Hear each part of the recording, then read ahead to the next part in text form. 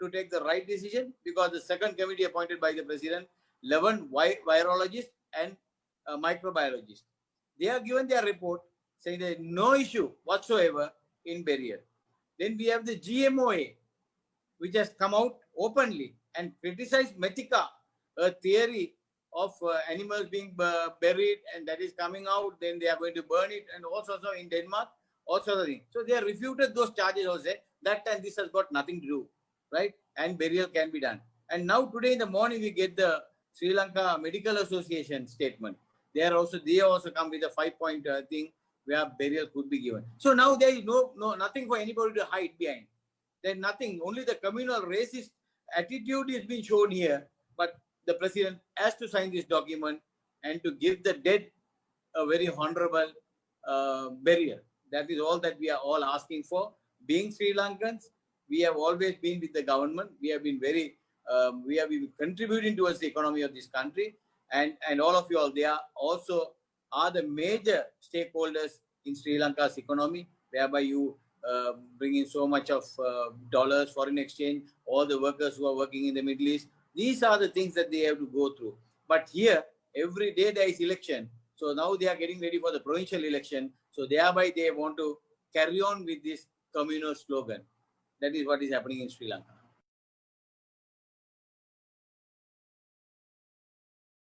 The government made a mistake by selecting the most communal people into the first committee. And they are not experts in the subject. Now, if you take the JMOA, the Dr. Channa Pereira is only a doctor and who is a person who conducts postmortems. He is good at cutting a body and telling you the cause of death. He is not a virologist or a microbiologist who can do something good. So that was one. Metika was another mess. She is Metika and a Messika. She became a mess in the whole country because all her statements from beginning to end, she has been contradicting. Morning, she issues a statement to the newspapers. Afternoon, she withdraws and said, I have not done a study. Even the Denmark thing, she says, all are hearsay. So we don't want doctors to give us hearsay. We want proofs. That is why we wanted a panel of doctors who will be able to give us a good thing. So the GMOA, when the Muslim community met with the GMOA, we requested them to kindly, because your association is so large, you have all sorts of doctors in all angles. So why don't you put a set of virologists to do this? And they adhered to our request and they put the team and they came out with the report. Same thing with the Sri Lanka Medical Association. Same thing with Dr. Jennifer Pereira. He is not a normal, ordinary person. He is a microbiologist and also he has a lot of other qualifications and a professor more than anything. And more than anything is a world-renowned doctor, Professor Malik Piris. The whole world knows, the whole world respects this man for his foresight, for his recommendation. He has been handling SARS very directly and all that. And he, at the beginning itself, he said, this and water has nothing to do. This doesn't come with water. Even the children having a bath in the swimming pool, even a swim in the swimming pool, there is no issue whatsoever. Virus does not get into their system. So this is what. Then we have Dr. Baba Paliyavardhana. Then we have Dr. Abhay Singh. All these people have told what has to be told to the government. So this is just ridiculing the Muslim community, just to hurt the Muslim community is this decision. So we are not, even if we get this approval, then nobody should be celebrating this as we have got something new. This is the right to live and this is the right for burial. This is what was already existing in the country and we enjoy that. So there is nobody who should be taking the claim, I did it or he did it or so and so did it, but this was there for us and we are getting it back. That's all.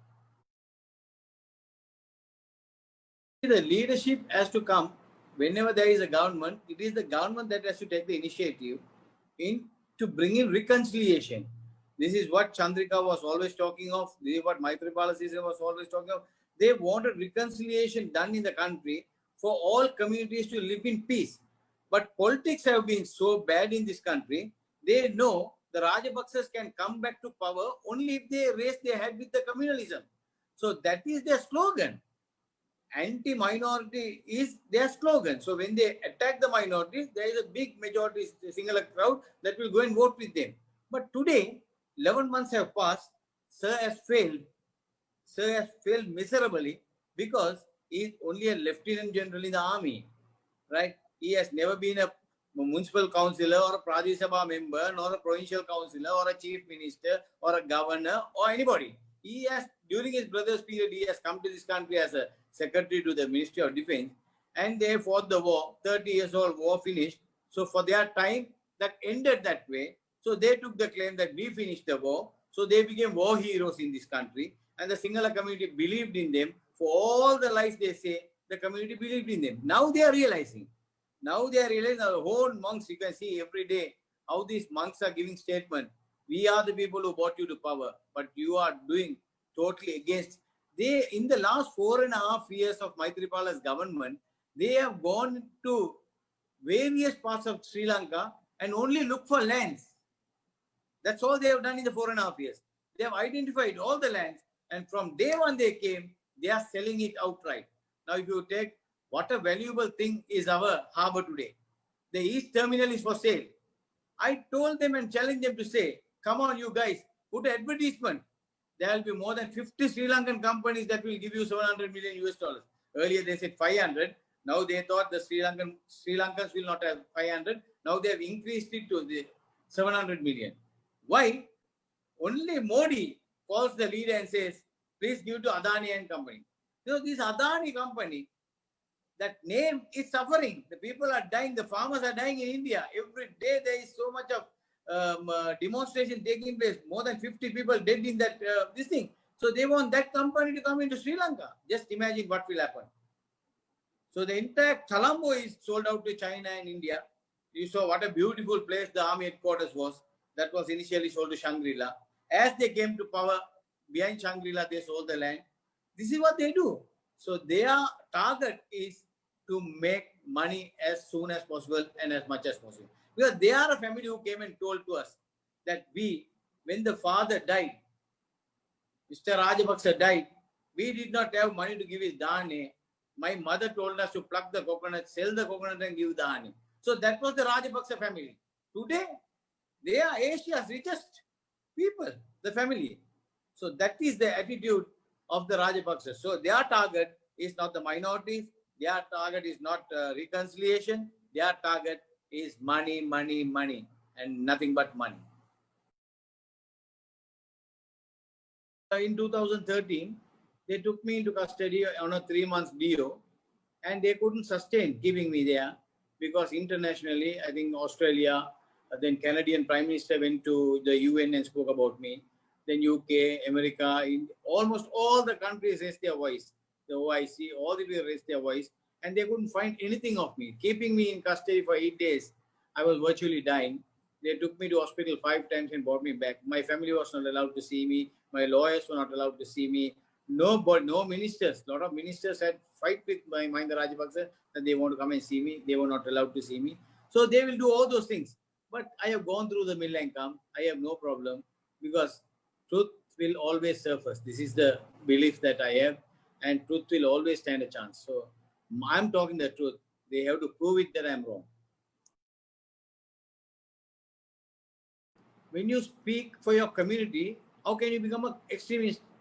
An extremist has to be seen in a way that you go with people, take the crowd with you, do some extreme activities, or you give instruction to somebody to create unwanted problems. No, we are always stood for the unity of Sri Lanka.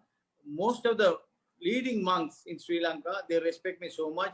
Whenever I have anything to do, I go to them also for their just courtesy call on them. They wish me well.